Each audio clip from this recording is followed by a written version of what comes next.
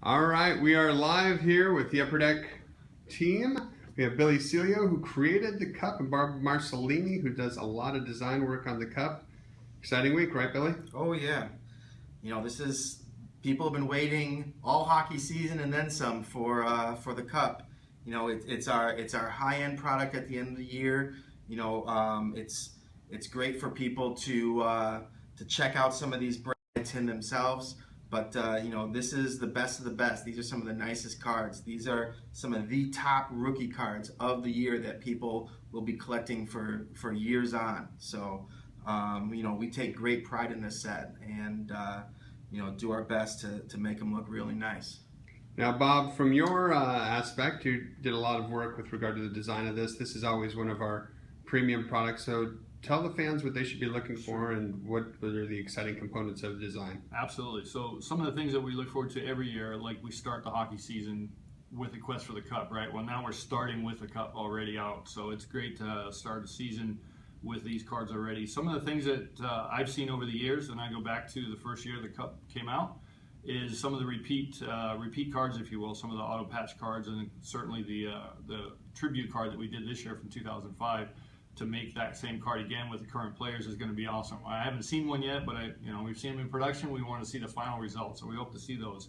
But some of the cards that I like this year are the renditions, the signature rendition cards. It's an artistic taste on the cards that we make, and to me it just brings a lot more personality, a lot more color, if you will. Where we're used to seeing the players in their normal positions, it's nice to see them celebrating, and getting an autograph on that card is really wonderful. One of the cards that we have here I really like is the Brilliance, where we take a technology that's called PETG.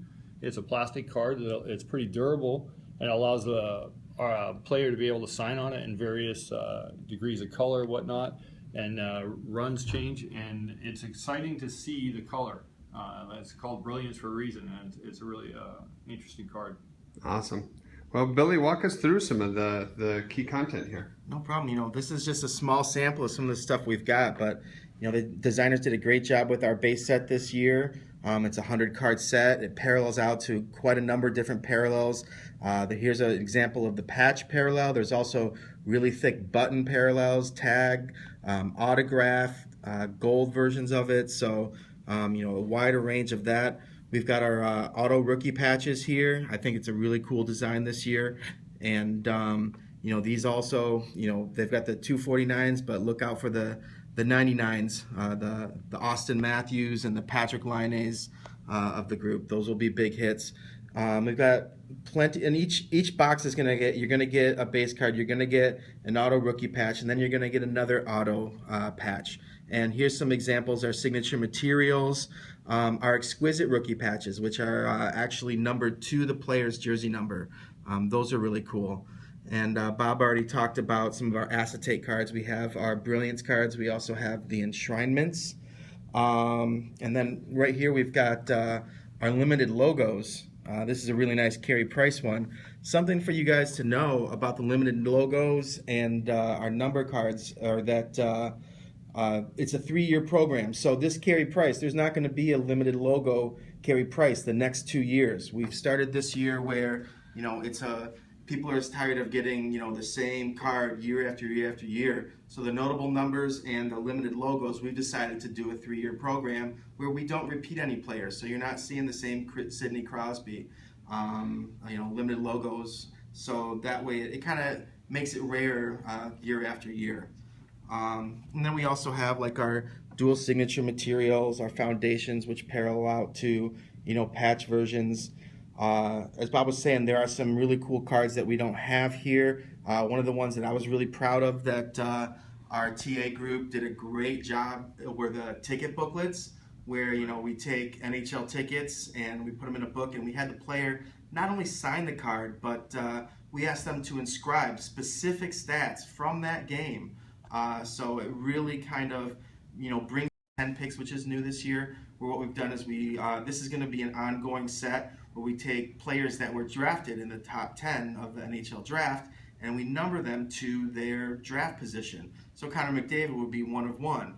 And then there's also a black 1 of 1 version of those cards also. So there's to their draft number and a special 1 of 1 version of them. There's also a few other Easter eggs in there that I haven't quite seen anybody talk about on the boards yet that we'll let you guys find. But, this year's book, the monumental patches too. Oh my goodness. Mm-hmm. The people cutting our GUI, they did an amazing job. Explain what GUI is. Oh, sorry. Our game used equipment. Yeah.